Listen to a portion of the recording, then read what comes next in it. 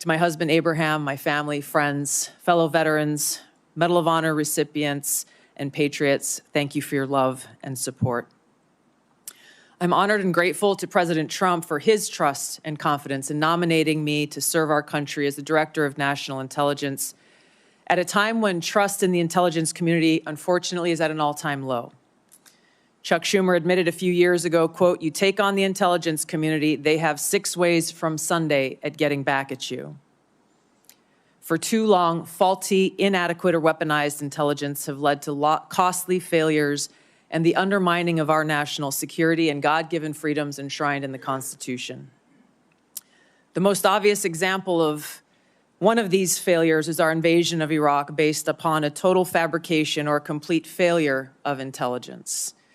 This disastrous decision led to the deaths of tens of thousands of American soldiers, millions of people in the Middle East, mass migration, destabilization, and undermining of the security and stability of our European allies, the rise of ISIS, strengthening of al-Qaeda and other Islamist jihadist groups, and strengthening Iran.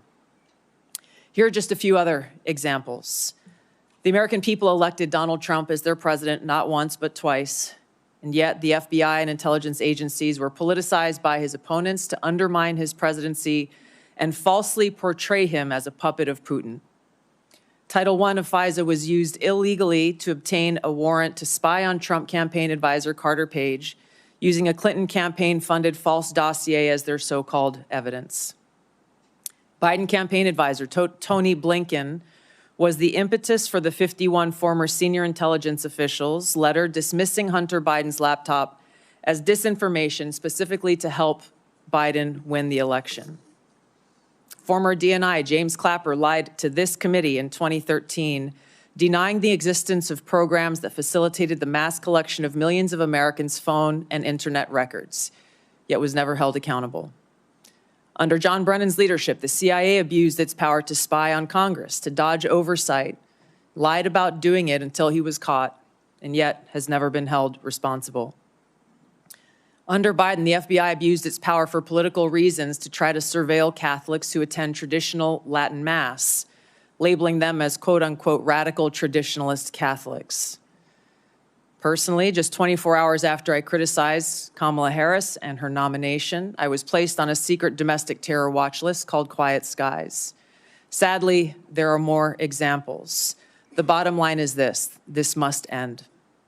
President Trump's re-election is a clear mandate from the American people to break this cycle of failure, end the weaponization and politicization of the intelligence community, and begin to restore trust in those who've been charged with the critical task of securing our nation. If confirmed as DNI, I will do my very best to fulfill this mandate and bring leadership to the intelligence community with a laser-like focus on our essential mission: ensuring the safety, security, and freedom of the American people. As the President's principal intelligence advisor, I'll begin by leading by example, checking my own personal views at the door, and committing to delivering intelligence that is collected, analyzed, and reported without bias, prejudice, or political influence. I enlisted in the Army because of the horrific terrorist attack on September 11th. And volunteered to deploy to Iraq in 2005, where I served in a medical unit. After nearly 22 years in uniform with 3 combat deployments to the Middle East and Africa, I'm now a lieutenant colonel in the U.S. Army Reserve, where I serve as a battalion commander of soldiers in Oklahoma, Missouri, and Arkansas. I served in Congress for 8 years on the Homeland Security, Foreign Affairs, and Armed Services committees. And it's my experience in the military and in the halls of Congress that have given me a deep understanding of the complex challenges that our nation faces, in both roles engaging with world leaders, in both roles being privy to highly classified intelligence. So I know firsthand how essential accurate, unbiased, and timely intelligence is to the President, to Congress, and to our warfighters. I also know the heavy cost of intelligence failures and abuses. Senator Collins, you led the creation of ODNI specifically to address those intelligence failures of 9/11 and Iraq's so-called WMDs. The need for the ODNI under strong leadership still exists today. If confirmed, I'll bring my experience and fresh eyes to leading the intelligence community. And my day one priorities will be to assess the global threat environment, identify where gaps in our intelligence exist, integrate intelligence elements, increase information sharing, and ensure that unbiased, apolitical, objective collection and analysis to support the president and policymakers' decision-making occur. I'll work to end the politicization of the intelligence community and ensure there is a clear mission focus in the IC on its core mission of this unbiased, apolitical collection and analysis of intelligence to secure our nation. I'll work to rebuild trust through transparency and accountability. This is a national security imperative. And I'll work to assess and address efficiencies, redundancies, and effectiveness across ODNI to ensure focus of personnel and resources is on our core mission of national security. Now, in my meetings that I've had with many of you, you expressed bipartisan frustration about recent intelligence failures, as well as the lack of responsiveness to your requests for information. Whether it's the surprise October 7th Hamas terrorist attack, to the sudden takeover of Syria by Islamist extremists, failures to identify the source of COVID, anomalous health incidents, UAPs, drones, and more. If confirmed, I look forward to working with you to address these issues. Ensuring the safety, security, and freedom of the American people is a mandate of leadership that rises above partisan politics. If confirmed, my commitment to the president, to you, and to the American people is this: I will do my very best to find the truth, no matter where it leads, and share that truth with President Trump, his advisors, and you in Congress, providing you with that unbiased, timely, and accurate intelligence as you make the tough decisions that'll impact the safety, security, and freedom of the American people. Now, before I close, I want to warn the American people who are watching at home. You may hear lies and smears in this hearing that'll challenge my loyalty to and my love for our country.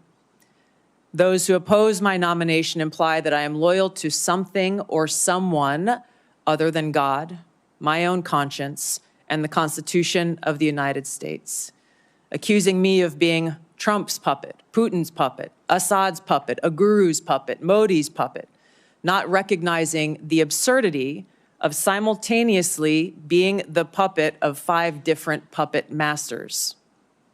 The same tactic was used against President Trump and failed. The American people elected President Trump with a decisive victory and mandate for change. The fact is, what truly unsettles my political opponents is I refuse to be their puppet. I have no love for Assad or Gaddafi or any dictator. I just hate al-Qaeda. I hate that we have leaders who cozy up to Islamist extremists, minimizing them to so-called rebels. As Jake Sullivan said to Hillary Clinton, quote, al-Qaeda is on our side in Syria. Well, Syria is now controlled by an al-Qaeda offshoot, HTS, led by an Islamist jihadist who danced in the streets on 9/11 and who was responsible for the killing of many American service members. Democrat senators in the past resorted to anti-Christian bigotry against some of President Trump's judicial nominees like Amy Coney Barrett and Brian Boucher. I condemn those actions as a Democrat in Congress at the time, as religious bigotry must be thoroughly condemned by all of us, no matter the religion. Unfortunately, there are some Democrat senators who still don't understand the principle of freedom of religion and Article 6 of the Constitution. Quote, no religious test shall ever be required as a qualification to any office or public trust under the United States. Unfortunately, they're once again using the religious bigotry card, but this time trying to foment religious bigotry against Hindus and Hinduism.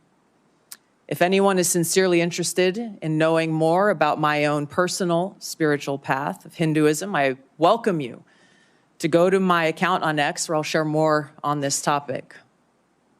If confirmed as Director of National Intelligence, I will continue to live by the oath that I have sworn at least 8 times in my life, both in uniform and as a member of Congress. I will support and defend our God-given freedoms enshrined in the Constitution of the United States against all enemies, foreign and domestic, and I will bear true faith and allegiance to the same.